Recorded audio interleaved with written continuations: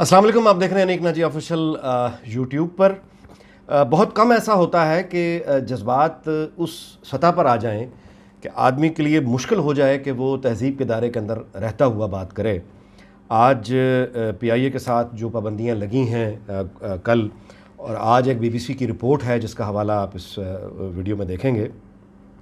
वो पढ़ने के बाद यकीन कीजिए कि जज्बात पे काबू पाना मुश्किल है, लेकिन क्या करें, मजबूरी एक सहाफ़ी की यही होती है कि उसने अपने जज्बात को अलहदा करके गुफ्तगू करनी होती है और तबसरा करना होता है। देखिए, पहली बात यह है कि अगर एक इदारे को आपने ठीक करना है और वहाँ पे माफिया बैठा हुआ है, जो कि इमरान खान साहब ने गुज़श्ता रोज़ बताया असम्बली में, तो माफिया को ख़त्म करने के लिए, ख़राबियाँ हटाने के लिए आप उस आदमी की अपॉइंटमेंट करते हैं जो ख़ुद कंट्रोवर्शल ना हो। यानी एक मसले को आपने हल करना है ना, तो हल करने के लिए आप उस आदमी को लेकर आएंगे जिसकी तैनाती पर, जिसको फंक्शन करने पर, जिसके फैसलों पर जो मुतासिर होने वाले लोग हैं उनको एतराज़ ना हो, टेक्निकल एतराज़ भी ना हो।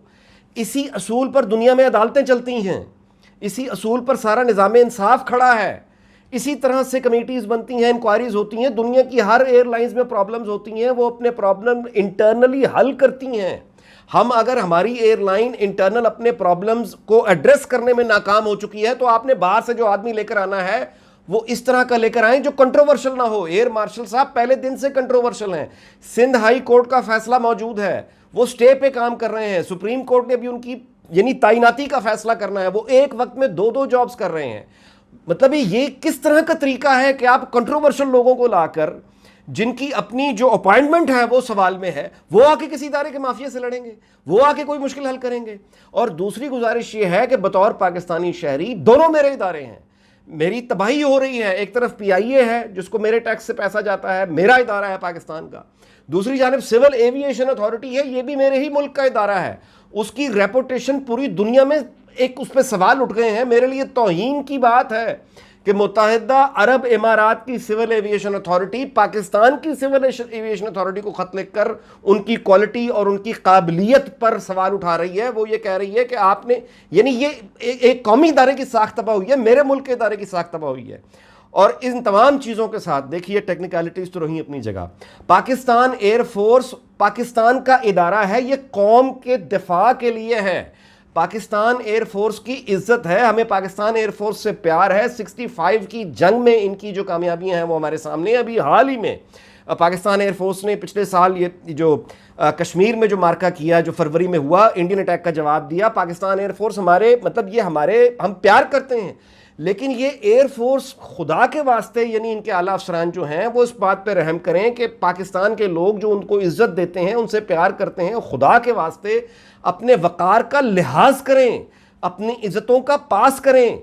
ये पाकिस्तानी ही हैं जो आपको मोहब्बत करते हैं, और कौन दुनिया में, यानी अरब आपको ज़्यादा से ज़्यादा आउटसोर्स कर लेंगे। दुनिया का कोई भी, यानी अगर आपको, यानी कोई आपकी इज्जत नहीं कर सकता जो पाकिस्तानी करेगा। और आपने अपनी इज्जत को कंट्रोवर्शियल कर दिया PIA सिविल, यानी क्या इसमें ऐसी मामला है कि आपको एयरफोर्स में भी रहना है, आपको PIA भी चलानी है? ये किस तरह की बच्चों वाली जिद है? और फिर ये कि 1.5 साल हो गया, मिसाल के तौर पे मैं एक और वीडियो भी कर चुका हूं, एयर मार्शल साहब ने बराह रास्त, इस इंतजामिया ने, जो पायलट्स हैं, पायलपा के साथ इनका झगड़ा 1.5 साल से चल रहा है। इन्होंने इंटरनेशनल अलाउंस रोके हुए हैं पायलट्स के, जबकि कैबिन क्रू को ये कैश देते हैं। पायलपा का ये कहना है, पायलट्स का ये कहना है कि ये हमें निकाल कर, हमें तंग करके अपने लोगों को यानी ये कि एडजस्ट करना चाहते हैं। अब इधर भी टैक्स पेयर्स का पैसा है, इधर भी टैक्स पेयर्स कौम का पैसा। There is no such thing as government funded. Government funded कुछ नहीं होता। गवर्नमेंट के पास जो भी पैसा है वो टैक्स पेयर का है। गवर्नमेंट फंडेड क्या होता है? यानी लोगों का पैसा है वो सारा। यहां भी लोगों का पैसा, सिविल एविएशन अथॉरिटी जो कि कौम से पैसा लेकर चला रहे हैं लोग, उनकी जिम्मेदारी है कि वो अपना काम दयानतदारी, ईमानदारी से करें, वो नहीं कर रहे। और उनकी साख, उनकी एबिलिटी, PIA के पायलट्स, उनकी एबिलिटी, उनकी साख के बारे में मेरा ही एक वजीर, अगेन सरकारी खजाने से तनख्वाह लेने वाला, उस ऐवान में जो अवाम का यानी ऐवान है, नुमाइंदा ऐवान है, वहां पे खड़े होकर रिकॉर्ड पे कहता है कि हमारे तो पायलट ही जाली हैं।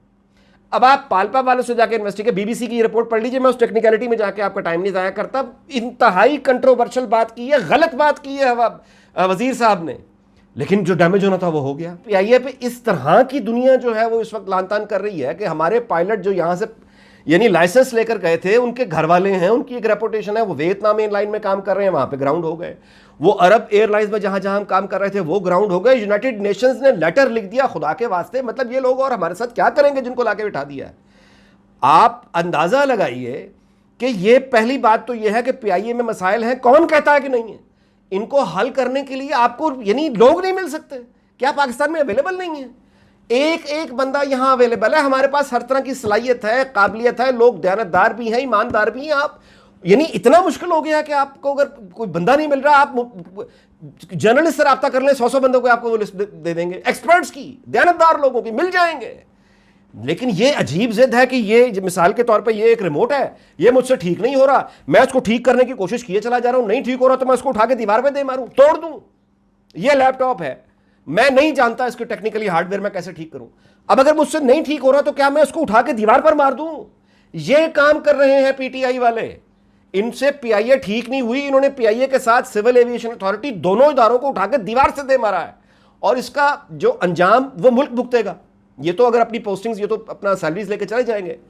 देखिए मैं मतलब जाहिर है पाकिस्तान एयरफोर्स हमारा इदारा है, मैं पाकिस्तान एयरफोर्स की सीनियर क़यादत से इल्तिजा ही कर सकता हूं बतौर शहरी के अपने इदारे का वक़ार को संभालें।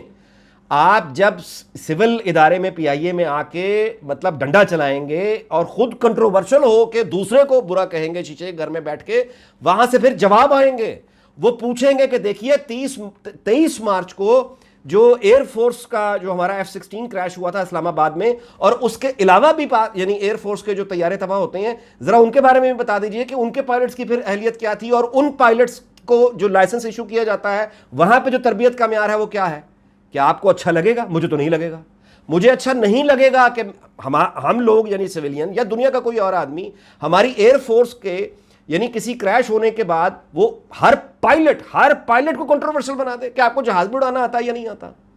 यानी चीजों के नतीजे होते हैं जब आप दूसरे पर ये एक यानी अगर आप अपना होराइजन यानी बड़ा नहीं करेंगे, आपको अंदाजा नहीं है, मतलब आप सोचे समझे बगैर एक हरकत कर देंगे तो उसका जवाब आएगा।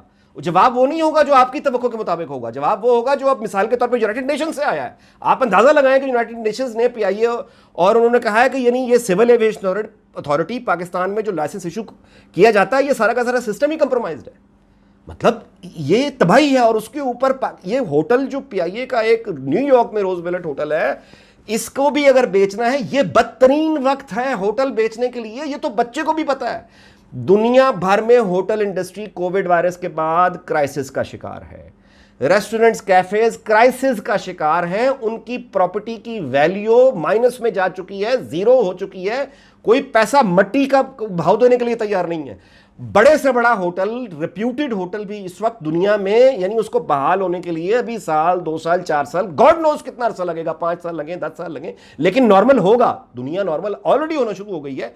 इससे हम यकीनन कोविड से दुनिया जो है वो निजात पाएगी। होटलों की कीमतें दोबारा बढ़ेंगी, टूरिज्म दोबारा आएगा। This is not end of the world. क़यामत नहीं आई, और क़यामत जब आएगी अल्लाह के हुक्म पर, तो फिर तो किसी को सांस लेने की मोहलत नहीं मिलनी। लिहाजा ये जो होटल है इस वक्त इसको बेचना, ये कौड़ियों के भाव जाएगा। खुदा के वास्ते कोई तो अकल को हाथ दें। और ये होटल इतना प्रेस्टिजियस होटल है न्यूयॉर्क में, आपको मैं ये बताता चलूं, और ये सोशल मीडिया की खबरें आपको नहीं बता रहा, ये मोहतरम नुसरत जावेद साहब की बताई हुई बात है जो मैं आपको इस होटल के बारे में बता रहा हूं। इसको याद रखिए।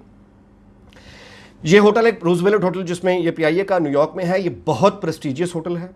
ये न्यूयॉर्क शहर के जो यानी एरिस्टोक्रेसी यानी अशराफिया जिसे कहते हैं, उनका पसंदीदा होटल है, ख़ास तौर पे जूस का। यानी न्यूयॉर्क के जो यहूदी ख़ानदान हैं, यानी जो छाए हुए हैं फाइनेंस पे, वॉल स्ट्रीट में और अदरवाइज़ भी, ये उनका पसंदीदा होटल है। क्यों? इसकी हिस्ट्री है। मिसाल के तौर पे वो जो प्रेस्टिजियस फैमिलीज़ हैं वो शादियां अपनी इस होटल में करती हैं, क्योंकि वहाँ पे वो लड़की को ये पता होता है या दूल्हा को ये पता होता है कि उसकी दादी की शादी भी यहाँ हुई थी, उसकी माँ की शादी भी यहाँ हुई थी, या उसकी किसी फुफ्फी की शादी भी यहाँ हुई। तो ये बेसिकली एक जो रूलिंग एलीट है न्यूयॉर्क का, वो इस होटल यानी ये होटल उनका फेवरेट है। आजकल इसकी कीमत इंतहाई कम मिलेगी। एक तो इसको बेचने का कोई यानी सोचना भी नहीं चाहिए, और अगर बेचना है तो इस वक्त यानी ये कौड़ियों का भाव हमने देना है। खुदा के वास्ते अगर आपसे पीआईए के मसाइल हल नहीं हो रहे, जान छोड़ दें, आप और लोगों को ले आएं। खुद ही रहना है, खुद ठीक हो नहीं रहा तो इदारे को उठा के फेंक दें। तमाम देखने वालों से जो इस वीडियो को देख रहे हैं, देखिए इस वक्त जो रूलिंग एलीट है पाकिस्तान की, इनकी ज़ाती अना, इनका तकब्बुर, ये हमें ले बैठेगा। लिहाजा ये हम पर फ़र्ज़ है कि हम अपनी बात को, अपने एतराज़ को आगे पहुँचाएँ, बात करें, पुरअमन एहतजाज करें, पुरअमन। उसके लिए सोशल मीडिया एक प्लेटफॉर्म है, इफ़ेक्टिव प्लेटफॉर्म है। आप इस पर कंपेन चलाएं, हम अपनी बात पहुंचाएं। जो भी आपके एमएनएज हैं उनको ढूंढें, कहाँ हैं वो जो आपके एमपीएस हैं, ढूंढें। और कुछ नहीं है तो उन्हें खत लिखें, कहाँ गए वो पीटीआई के लोग जो आपके पास वोट मांगने के लिए आया करते थे, वादे करते थे, कहाँ हैं? अब उनको ढूंढें ना। अपनी जहां तक भी एक काउंसलर तक भी आपकी आवाज़ जाती है उसको पहुंचाएं, एमपीए तक जाती है उसको पहुंचाएं, किसी वजीर के सेक्रेटरी तक जाती है उसको पहुंचाएं, अपना जज्बा उस तक पहुंचाएं, उसको बताएं कि आप लोग ये जो बर्बाद आपने कर दिया सिविल एविएशन अथॉरिटी, बर्बाद आपने कर दिया पीआईए, ये ज़ाती ज़िदें, ये तकब्बुर छोड़िए, इदारे का सोचें। और जो नुकसान हो चुका है इसको आज भी इसको ठीक किया जा सकता है। बासलाहियत लोग लेकर आ जाएं, बासलाहियत। इसको प्राइवेटाइज करना चाहते हैं पीआईए को आप, उसका भी कोई तरीका होता है।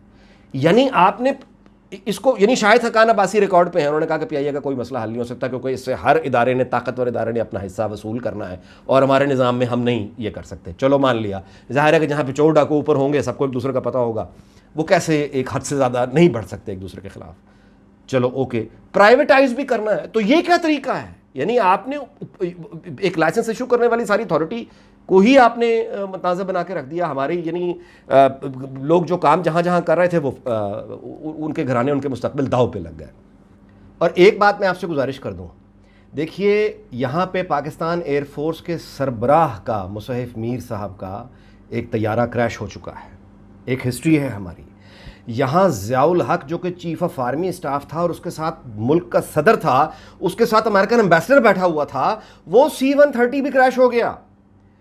सिक्योरिटी के, सलामती के जिम्मेदार इदारों पे किसी ने सवाल उठाया कि सारे के सारे इदारे ही नाकाम हो गए।